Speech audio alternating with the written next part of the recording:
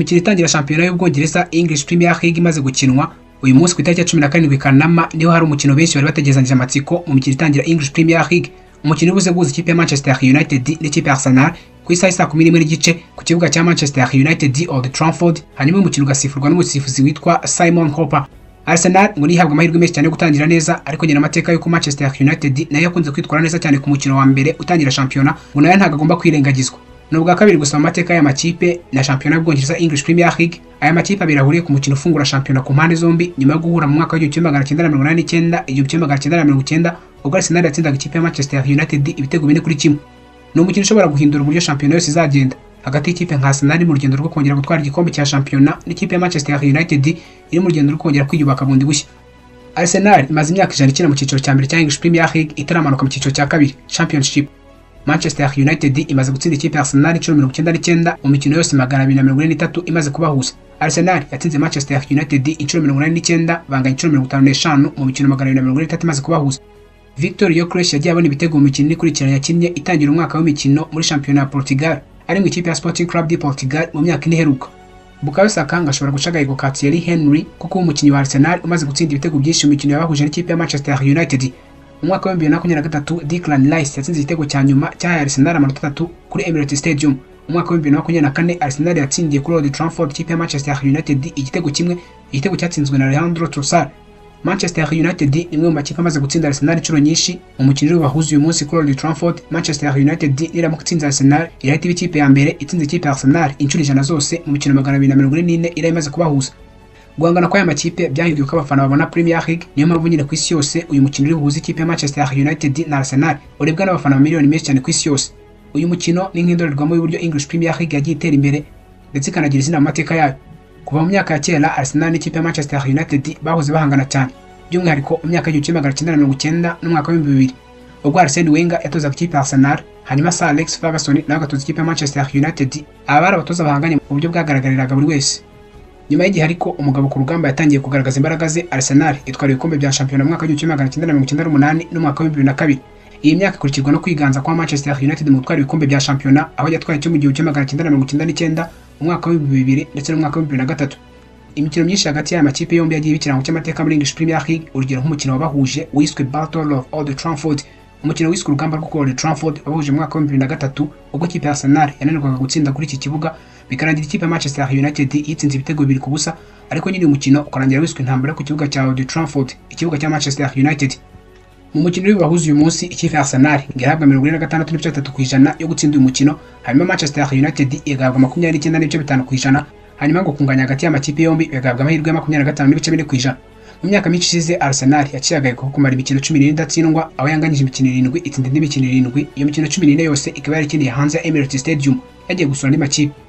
Mu mateka Arsenal yagiye itangira umwaka itsinda umukino wa mbere wayo inshuro zigera kuri 5 mu myaka 6 ishize, harimo imyaka 3 yabikoze yikurikiranye.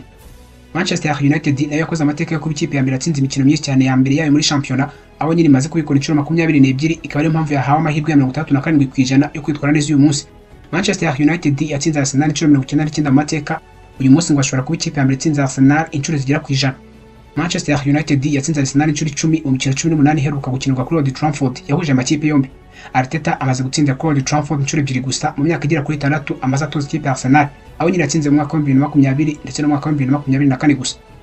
Mu mwaka wa shampiyona ishize, mu mwaka wa 2024-2025 Manchester United yashoje ku mwanya wa 15, umwanya mubi cyane yagize kuva English Premier League yatangira mu 1992. Babuze amahirwe yo gukina Champions League ndetse no muri Europa League batsindwa ku mukino wa nyuma n'ikipe ya Tottenham Hotspur. Ibi byerekanye ko ikipe ifite ikibazo gikomeye cyane mu kubura nyine abakinnyi bakora ikinyuranyo no guhuza imikinire yayo ubwayo. Ikipe ya Arsenal umwaka ushize yasoje ku mwanya wa 2 ku nshuro ya 3 yikurikiranye. Uyu mwanya wa 2 hari abafana ba Arsenal basigaye bahita umwanya w'umuvumo kuba nyine bagera ku gikombe, ariko kikabaca mu myanya y'intoki ku munota wa nyuma. Nubwo byashimishije abakunzi b'ikipe ya Arsenal kuza mu makipe atahatanira igikombe, byashimangiye ko nyine bagikeneye umukinnyi umwe cyangwa se babiri bashobora guhindura ibintu. Manchester United itangiye umwaka mushya w'imikino ya 2025-2026 ifite intego yo kwiyubaka bundi bushya no kugarura icyubahiro cyayo. Ikipe ya Arsenal yo itangiye umwaka mushya nk'ikipe yamaze gutanga isezerano ku bakunzi bayo, isezerano rigomba gushyira mu bikorwa ibinyujije mu kuba bambere mu rugamba rwo kurwanira igikombe cya English Premier League nyuma y'imyaka 20 batazi uko gisa. Itangazamakuru ry'Ubwongereza byabigarutseho cyane, riti Arsenal yashimwe nk'ikipe iri mu nzira nziza, United nayo iri ku gitutu gikomeye cyane cyo kongera kuza mu makipe ahatanira igikombe. Abafana ba Arsenal bahanze amaso yabo yose ku bakinnyi bashya baguzwe muri iyi mpeshyi. cyo kimwe n'abakipe ya Manchester United bo bakarenzaho no gusaba ubuyobozi bwa Manchester United kugira ibyo bahindura. Muri iyi mpeshyi y'umwaka aya makipe yombi yari yubatse. Ikipe ya Arsenal yaguze Victor Gyökeres rutahizamu w'umunyasuwede watsinze ibitego 38 muri Portugal mu ikipe ya Sporting Club de Portugal. Uyu musore muri uyu mwaka azaba ari igikoresho kidasanzwe kuri Arteta mu rugamba atangira rwo kwirukana igikombe cya English Premier League. Baguze Martin Zubimendi umukinnyi ukina hagati ushobora gufasha Declan Rice, Odegaard ndetse no guza imikino y'ikipe yose muri rusange. Mu ikipe ya Chelsea bahakuye Noni Madueke umwataka w'umwongereza ukina aca ku mpande ufite umuvuduko ushobora gusimbura cyangwa se guhatana n'abandi bakinnyi Arsenal ifite bakina ku mpande. Baguze Christian Norgard umukinnyi wo hagati mu kibuga ufite ubuhanga budasanzwe. Bagura Luis Mosquera myugariro ukiri muto cyane. Hanyuma bagura n'umuzamu Kepa Arrizabalaga wo kuza gufasha David Raya mu izamu.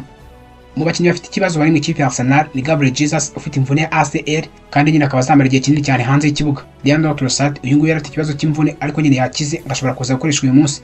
Julian Timber ndetse na William Saliba bari bamaze igihe kinini cyane mu mvune ariko ubu ngubu bari mu ikipe iri buze kuza kwifashishwa none. Imbere y'itangazamakuru Arteta yagize ati turashaka gutangira neza twizeye ko ikipe yacu ku rwego rwo guhatanira igikombe twubatse ikipe ifite imbaraga mu bwugarizi hagati no mu busatirizi. Manchester United muri iyi mpeshyi yaguze Matheus Cunha rutahizamu ukomoka muri Brazil, igura Brian Mbemo umwataka wakiniraga ikipe ya Brentford uzwiho guhanga amahirwe adasanzwe yo gutsinda no gutera penalty neza, Benjamin Sesko rutahizamu ukiri muto cyane wo muri Slovenia ufite imbaraga z'umubiri n'ubushobozi bwo kuzamura umubare w'ibitego Manchester United yatsindaga, ndetse na Diego Leone rutahizamu ukiri muto cyane waturutse muri Espagne. Andre Onana umuzamu usanzwe ufatira ikipe ya Manchester United ari mu mvune y'imitsi. Joshua Zirkzee nawe ari mu mvune y'imitsi ibizwi nka ACL. Nozar Mazraoui afite ikibazo cya hamstring. Lisandro Martinez nawe afite ikibazo mu ivi.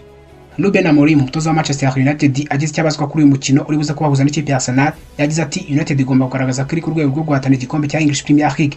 Turabizi ko Arsenal ari ikipe ikomeye ariko njye dufite icyizere cyo gutsinda imbere y'abafana bacu. Bruno Fernandes ni umutima w'ikipe ya Manchester United nubwo nyine Manchester United yari mu bitoro cyane mu mwaka ushize yatsinze ibitego byafashe ikipe harimo n'icyo yatsinze bakina n'ikipe ya Arsenal mu mwaka wa 2024. Uyu munsi ngo Ruben Amorim niwe bakira ikipe yose. Abasesenguzi bati Arsenal ibuze kugenzura umukino hagati mu kibuga ibifashwemo na Declan Rice, Zubimendi na Odegaard. Bati kuko Amorim ashobora kuza gukoresha system y'abakinnyi batatu inyuma, bane hagati n'abandi batatu imbere, ngo United ishobora kuza gushingira umukino wayo kuri Bruno Fernandes ndetse na Benjamin Sesko. Arsenal iraza gushakira ibitego kuri Victor Gyökeres ifashijwe na Saka ndetse na Martinelli bari buze kuba mu imipira. Manchester United nayo iri buze kuza kwishingikiriza kuri Benjamin Sesko ku ngingo y'ibitego. Kuri Arsenal nitangira neza bishobora kubahindura urugendo rukomeye rwo kurangiza imyaka 20 bari bamaze bategeza igikombe cya English Premier League. Kuri Manchester United nibatsinda bishobora kugarura icyizere ku mutoza mushya wabo no ku bafana babo. Gutsindirwa wabo kuri Old Trafford ni igikuba ku bakunzi ba Manchester United n'ikipe yose muri rusange. Iyo usubiye inyuma mu mateka usanga Manchester United yaratangiye nk'ikipe y'abakozi bakoraga mu ruganda rw'imodoka za gari ya moshi mu 1878. Iyi kipe itangira yitwa Newton Heath FC. Mu mwaka wa 1902 nibwo yahinduriwe izina iba Manchester United iza kuba ikipe y'ubukombe mu Bwongereza no ku rwego mpuzamahanga cyane cyane mu gihe cy'umutoza Sir Alex Ferguson kuva mu 1986 kugera mu mwaka wa 2013. Ikipe ya Arsenal yashinzwe mu mwaka wa 1986 ishingirwa i Londres hanyuma ihabwa izina rya Dial Square, nyuma iza kwitwa Woolwich Arsenal.